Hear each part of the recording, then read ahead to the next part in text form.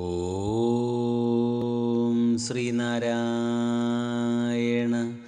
പരമഗുരവേ നമഃ.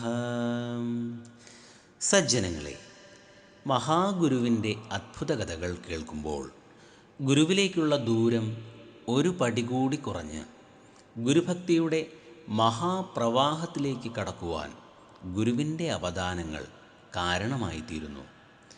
ഗുരു നമ്മോടൊപ്പമുണ്ട് എന്ന ചിന്ത ജീവിതത്തിലുണ്ടാകുന്ന ഏത് പ്രതിസന്ധിയെയും തരണം ചെയ്യുവാൻ നമുക്ക് ശക്തിയായി മാറുന്നു.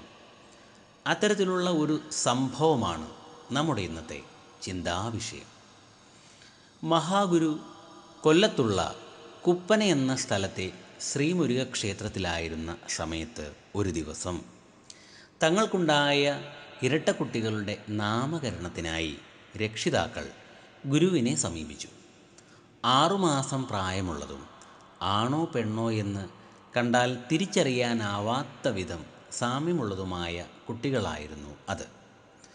വസ്ത്രം നീക്കം ചെയ്താൽ മാത്രമേ ആണോ പെണ്ണോ എന്ന് അറിയാൻ സാധിച്ചിരുന്നുള്ളൂ.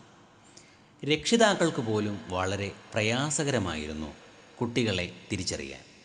എന്നാൽ മഹാഗുരു വസ്ത്രമൊന്നും നീക്കാതെ തന്നെ ഒരു കുഞ്ഞിനെ എടുത്ത് കൃഷ്ണൻ എന്ന് നാമകരണം ചെയ്തു. ഇത് കണ്ട് എല്ലാവരും അത്ഭുതപ്പെട്ടു. തുടർന്ന് അടുത്ത കുഞ്ഞിനെ എടുത്ത് ലക്ഷ്മി എന്ന് നാമകരണവും ചെയ്തു.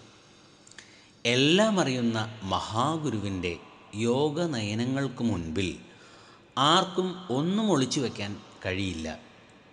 ഗുരു എല്ലാം അറിയുന്നു എന്ന പരമസത്യമാണ് ഈ സംഭവത്തിലൂടെ ഗുരു നമുക്ക് മനസ്സിലാക്കി തരുന്നത്.